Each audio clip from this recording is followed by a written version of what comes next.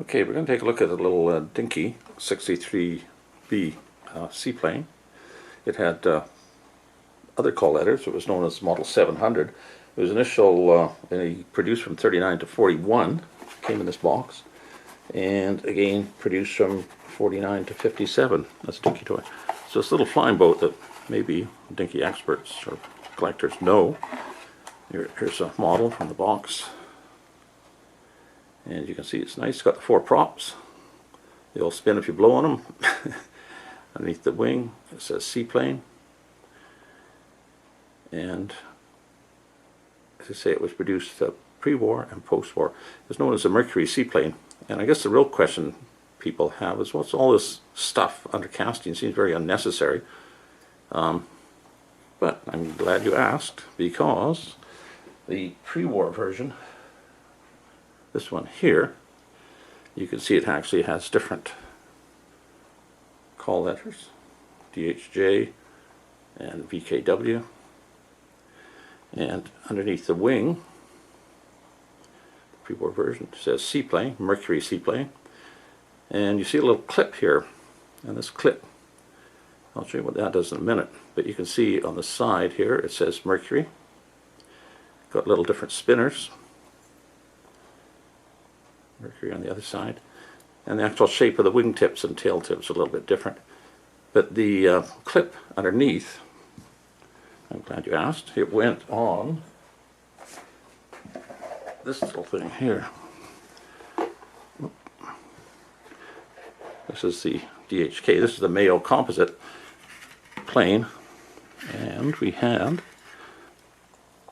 this little cradle here, and the plane, using this little clip, would clip on there, and the toy would be just as you see, and it reflected the real plane, which was an attempt to get across the Atlantic Ocean in one go, like a 2-stage plane. And the actual toy in the catalog looked like this. There we go. There we go. Now, there we get a catalog. And then we get Mayo Composite. Looks like you can buy each piece separately if you want. And it was a pretty interesting and relevant plane at the time. You can see here's a rather lurid example of what Flying Aces sees as the plane. And the actual plane, you get 2 pilots, you get 8 engines all roaring away, and then you get out a certain distance and the little plane takes off and continues on. And it was used several times. It set the first commercial record across the Atlantic for a commercial plane, non-stop. And here's the Mercury in the air. And I guess the other thing that's sort of interesting is another article from that era, one was World Aviation, and a short mail. But inside here you've got a dandy little cutaway of how the whole darn thing worked. I presume there's enough if you saw the screen to see what all the different parts are. I wonder if I can zoom in on that. Yeah, DHK. So that was the plane, and it worked, and Dinky came up with a very nice little model of the plane. So there's the pre-war, there's the post-war. Let's just see.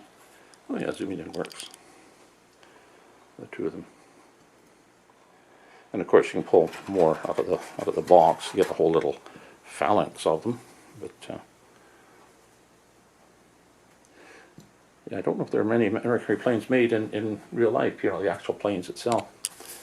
But that's a quick look at that little Mercury seaplane, one we all played with as kids, and the floats would always break off. So it's a miracle to get ones with floats still in place. And that's 63B Mercury seaplane. Okay, there we go.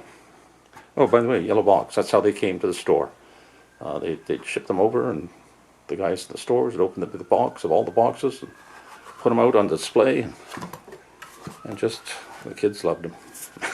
I know I did. Okay, there we go.